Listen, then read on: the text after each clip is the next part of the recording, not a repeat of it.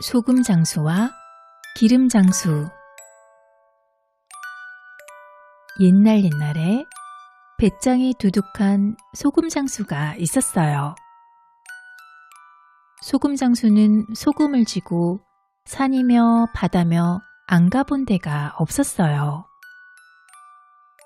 이곳저곳 돌아다니면서 별별 일들을 다 겪다 보니 웬만한 일에는 눈썹도 까딱하지 않았지요. 하루는 소금 장수가 산 아래 주막에 들렸다가 사람들이 수군거리는 소리를 들었어요. 여보시오, 무슨 얘기들을 하고 있는 거요? 이 산에는 집채만한 호랑이가 살고 있는데 사람이든 동물이든 닥치는 대로 꿀꺽 삼켜버린다오. 어제도 고개를 넘던 사람들이 돌아오지 못했다는구려. 고개를 넘어갈 생각도 하지 마시오. 그러나 소금 장수는 그만한 일로 겁을 먹을 사람이 아니었어요. 벌건 대낮에 뭐가 무섭다고 그러시오? 그렇게 겁들이 많아서야 무슨 일을 하겠소? 소금 장수는 큰 소리를 치며 주막을 나섰어요. 호랑이가 나타나면 단번에 때려 눕힐 테니 걱정들 마시오. 소금 장수는 단숨에 고갯마루까지 올라갔어요. 쉬지 않고 가느라 땀을 뻘뻘 흘리던 소금 장수는 커다란 동굴 앞에 멈춰섰어요. 여기서 좀 쉬었다 갈까? 소금 장수는 시커먼 동굴 안을 들여다보았어요. 그런데 그건 바로 호랑이의 입이었지 뭐예요? 호랑이는 눈 깜짝할 사이에 소금 장수를 꿀꺽 삼켜버렸어요. 소금 장수는 호랑이의 목구멍 속으로 쏙 빨려 들어가 뱃속에 쿵 떨어졌어요. 한동안 정신을 차리지 못하던 소금 장수가 겨우 눈을 떠보니 주변이 온통 깜깜했어요. 아이쿠, 호랑이에게 잡아먹히고 말았구나. 소금 장수는 손으로 더듬거리며 주변을 살폈어요. 집채만한 호랑이라 뱃속도 엄청나게 넓었지요. 잠시 뒤 호랑이는 지나가던 기름 장수도 꿀꺽 삼켰어요. 기름 장수는 소금 장수 옆에 쿵 하고 떨어졌어요. 아이코 홍동이야. 여기가 지옥인가 극락인가. 그 소리를 들은 소금 장수가 말했어요. 여기는 호랑이 뱃속이요. 나는 소금 장수인데 당신은 뭐하는 사람이요? 나는 기름 장수라오. 이렇게 앉아만 있다가는 호랑이 뱃속에서 영락없이 죽고 말게요. 함께 빠져나갈 궁리를 해봅시다. 두 사람은 호랑이 뱃속에서 빠져나갈 방법을 찾기로 했어요. 캄캄하니 먼저 불 좀 켜보시오. 소금 장수의 말에 기름 장수는 등잔을 꺼내 기름을 붓고 불을 켰어요. 등잔불은 호랑이의 뱃속을 환하게 밝혔어요. 그때 마침 호랑이가 벌떡 일어나는 바람에 등잔이 엎어졌어요. 뜨거워! 어흥! 어흥! 뱃속에서 불이 나자 호랑이는 길길이 날뛰었어요.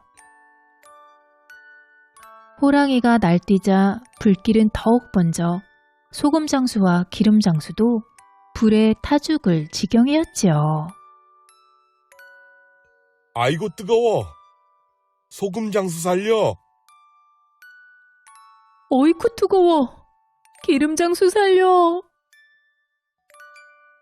호랑이는 헐레벌떡 강으로 달려가 벌컥벌컥 물을 마셨어요. 뱃속에 물이 차올라 불은 꺼졌지만 이제 소금장수와 기름장수는 물에 빠져 죽게 생겼지요. 으악! 홍수다! 그때 소금장수에게 좋은 생각이 번쩍 떠올랐어요. 불에 댄 자리에 소금을 뿌리면 몹시 따가울 거요. 소금장수는 호랑이 뱃속에 소금을 듬뿍듬뿍 뿌렸어요. 아 따가워! 아이고 배야! 호랑이는 배가 쓰리고 아파 다시 펄쩍펄쩍 날뛰었어요. 그러다 뱃속에 있는 것을 모두 토해내기 시작했지요. 그 바람에 소금장수와 기름장수도 밖으로 빠져나올 수 있었어요. 휴, 이제 살았다. 밖으로 나온 소금장수와 기름장수는 뒤도 안 돌아보고 후다닥 도망갔어요. 놀란 호랑이도 그 길로 헐레벌떡 달아나서 다시는 나타나지 않았답니다.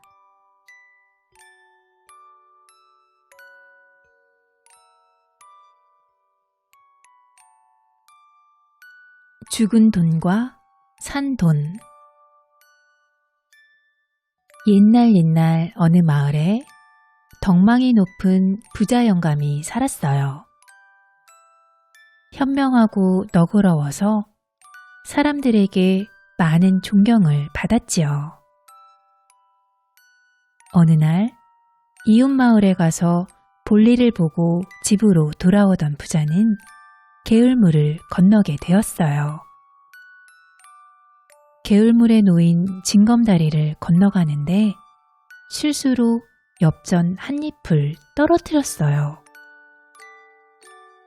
이런, 소중한 엽전이 떨어져 버렸네. 이를 어쩌나.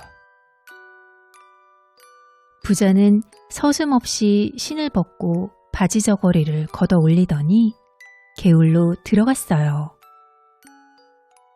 곧 허리를 숙이고 손으로 개울바닥을 훑으며 떨어진 엽전을 찾았지요. 하지만 엽전은 쉽게 찾을 수 없었어요. 그때 농부 세 사람이 징검다리를 건너려고 다가왔어요.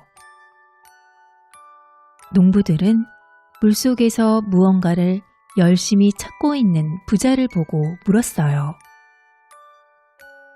영감님, 거기서 무엇을 찾고 계신 겁니까? 엽전을 찾고 있소. 내 지나가다가 실수로 떨어뜨리고 말았다오. 농부들은 부자가 엽전을 많이 떨어뜨렸을 거라고 생각했어요. 우리가 도와드리겠습니다. 농부들도 바지와 소매를 둘둘 걷어 올리고 첨벙거리며 물속으로 들어갔어요. 아이고, 이렇게 고마울 때가. 엽전을 찾게 되면 한 입씩 드리리다. 부자와 농부 세 사람은 열심히 개울바닥을 뒤졌어요. 얼마 뒤 한 농부가 큰 소리로 외쳤어요. 여기 엽전 하나를 찾았어요. 부자는 매우 기뻐했어요.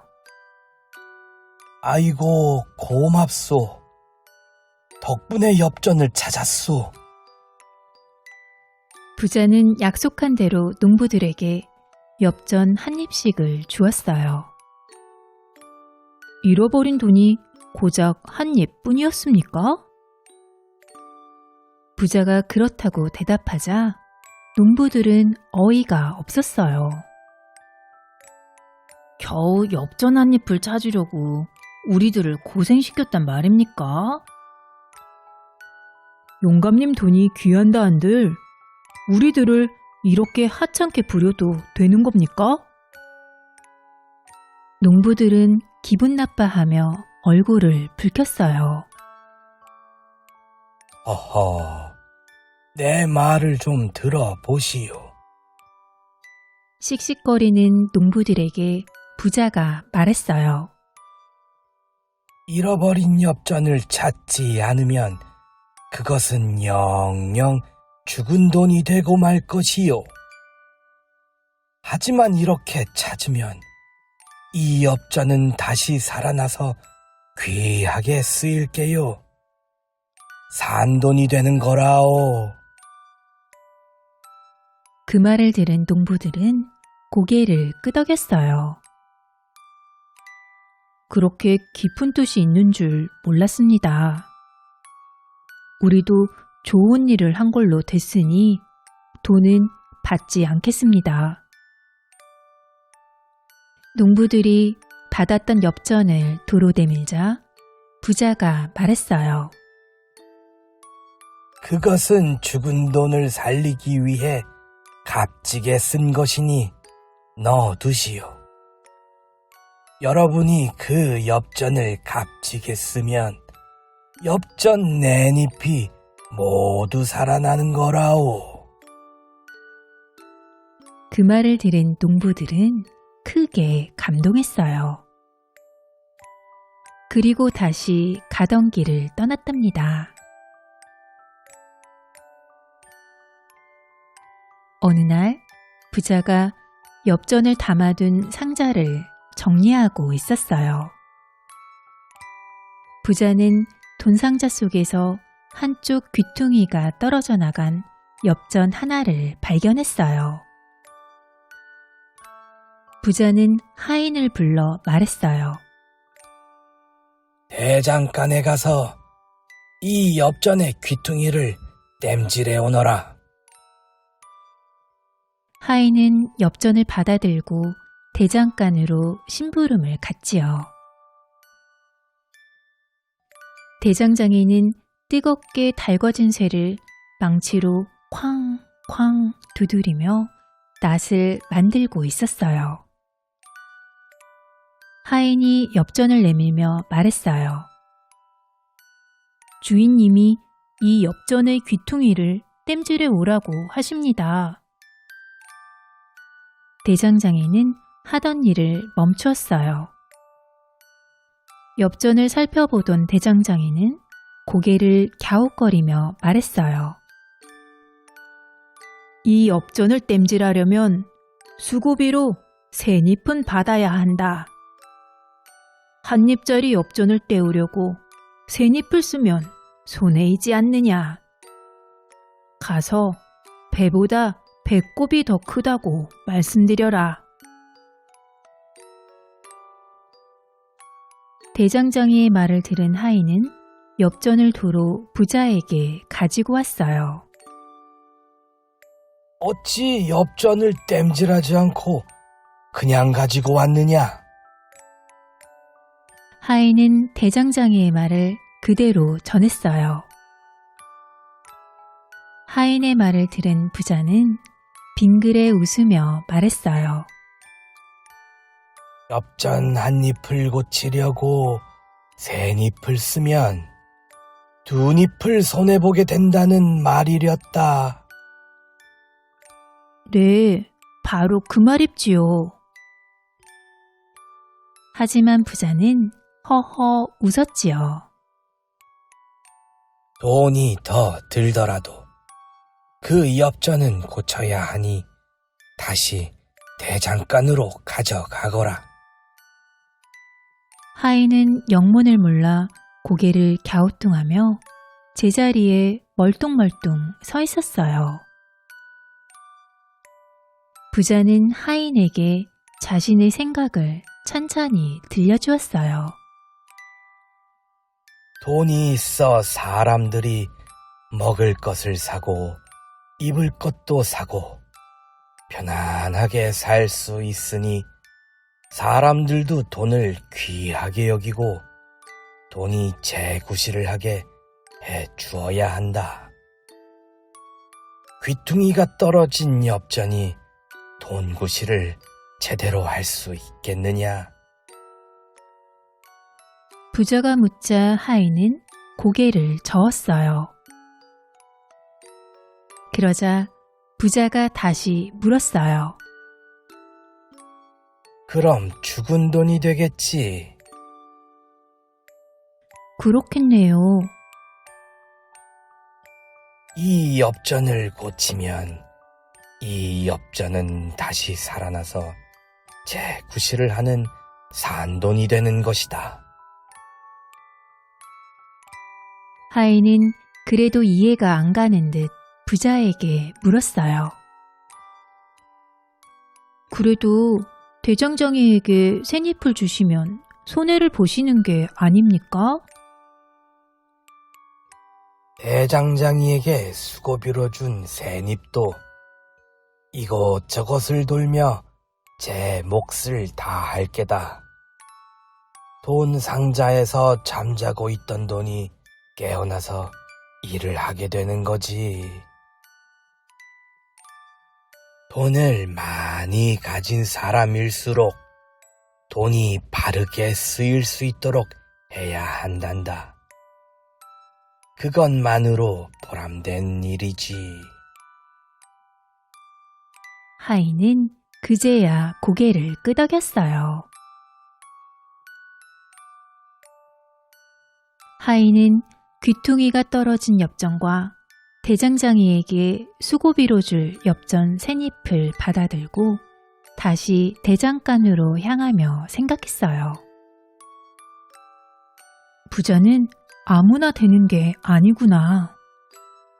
돈을 귀하게 여기고 올바르게 사용해야 진짜 부자가 될 수 있나 봐. 꼭 명심해야겠다. 그 뒤로 하인도 주인에게서 배운 돈의 귀중함을 마음속에 간직하고 실천해서 나중에 큰 부자가 되었답니다.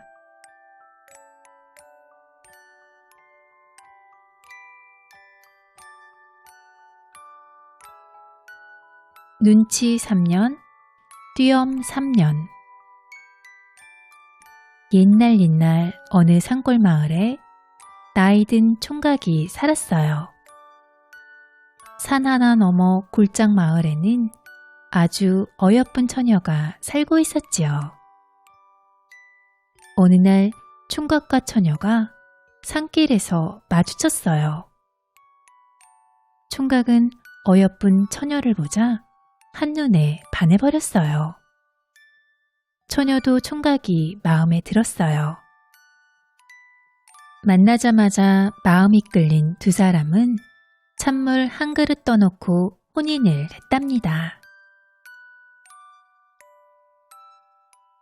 이렇게 혼인을 해서 함께 살게 된 두 사람은 재미나게 살았어요. 남편은 밭에 나가 일을 하고 색시는 부지런히 집안일을 했어요. 가난한 살림이지만 서로 위해주며 오순도순 살았지요.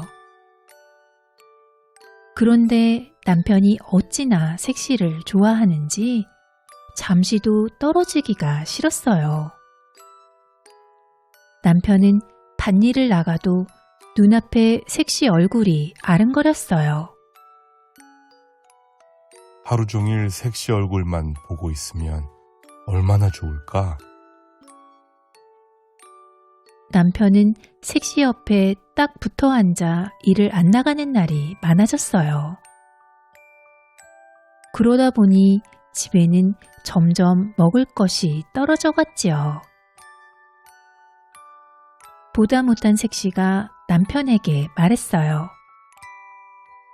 여보, 일은 안 하고 밤낮 내 얼굴만 바라보고 있으면 어떡해요? 당신 얼굴이 눈에 아른거려서 일을 하나도 못하겠는데 난들 어떡하오? 그러자 색시가 좋은 수를 냈어요. 나와 똑같은 그림을 그려줄 테니 반 옆에 붙여놓고 일을 하세요. 남편은 손뼉을 딱 치며 좋아했어요. 그거 좋은 생각이요. 그럼 밭에서도 색시를 보고 집에서도 색시를 볼 수 있겠구려.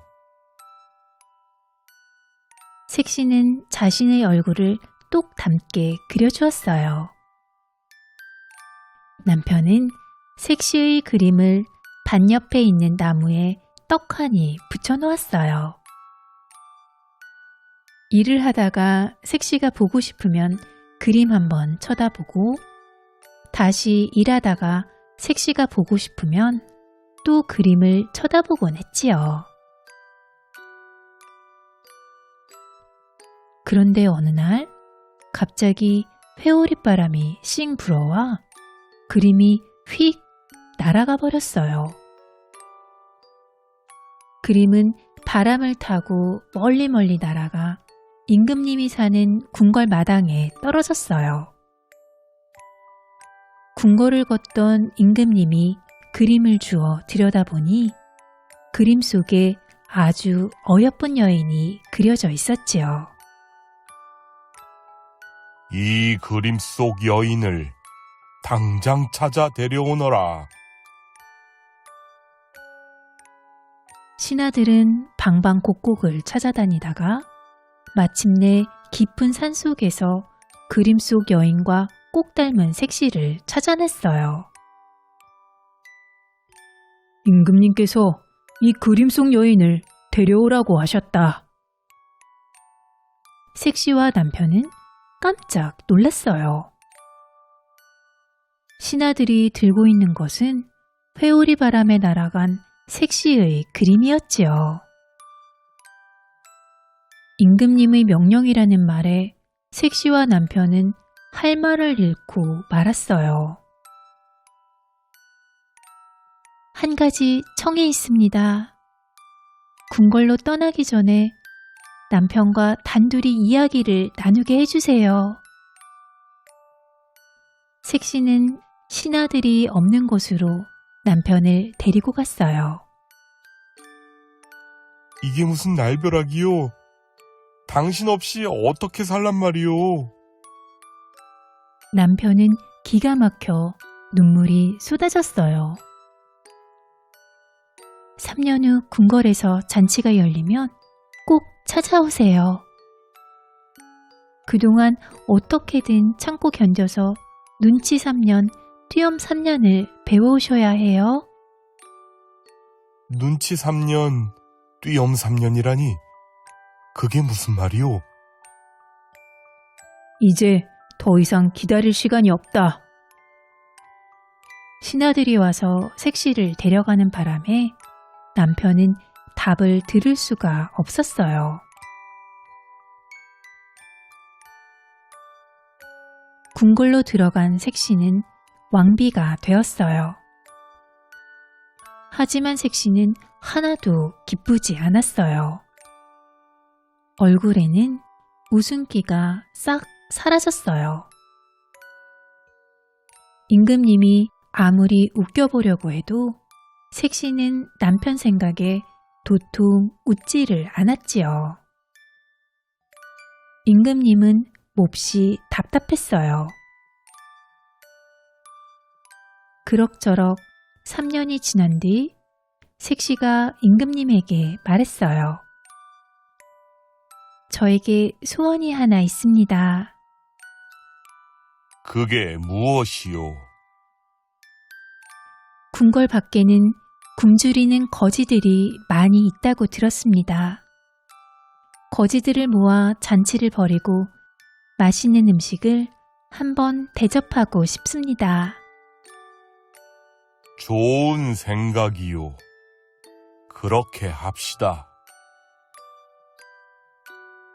임금님은 온 나라의 거지들을 불러 성대한 잔치를 열어주었어요. 잔치는 몇 날 며칠 계속되었어요. 남편도 궁궐에서 거지 잔치가 열린다는 소식을 들었지요. 남편은 궁궐에서 잔치를 하면 꼭 찾아오라던 색시의 말이 떠올랐어요. 거지 차림을 하고 가야겠다. 색시는 잔치가 계속되는 동안 매일매일 남편이 왔는지 살펴보며 기다렸어요. 그러다가 거지 차림을 하고 온 남편을 발견했지요. 궁궐에 온 남편은 오랜만에 맛있는 음식을 배불리 먹으니 기분이 좋아졌어요. 그래서 덩실덩실 춤을 추고 놀았어요. 그 모습을 보니 색시는 저도 모르게 웃음이 막 나왔지요. 드디어 웃는구려. 뭘 보고 그리 웃는 거요? 임금님이 기뻐하며 물었어요. 저기 춤추는 거지를 보니 웃음이 나옵니다. 임금님은 아무리 웃겨보려고 해도 안 웃던 색시가 웃으니 아주 기분이 좋았어요. 그럼 내가 저 옷을 입고 춤을 춰도 웃을 테요? 임금님이 묻자 색시는 그럴 거라고 대답했어요. 임금님은 남편을 불러 옷을 벗으라고 했어요. 그리고 거지 옷을 입고 빙글빙글 돌며 춤을 추었지요. 그때 색시가 남편에게 말했어요. 눈치 3년, 띄엄 3년은 배워오셨지요? 남편은 얼른 눈치를 채고는 임금님이 벗어놓은 옷을 입고 임금님 자리에 뛰어 올라가 앉았어요. 이제 거지들을 썩 내보내거라. 임금님의 옷을 입은 남편이 크게 호령하자 신하들이 서둘러 거지들을 궁궐 밖으로 쫓아냈어요. 거지 옷을 입은 임금님도 거지들 틈에 끼어 쫓겨났어요. 임금님이 아무리 소리쳐도 거지 옷을 입은 임금님의 말을 아무도 믿어주지 않았지요. 그 뒤로 색시와 남편은 헤어지지 않고 오래오래 행복하게 잘 살았답니다.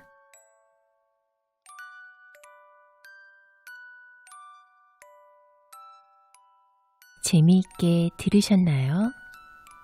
꿀잠 자는 편안한 밤 되세요.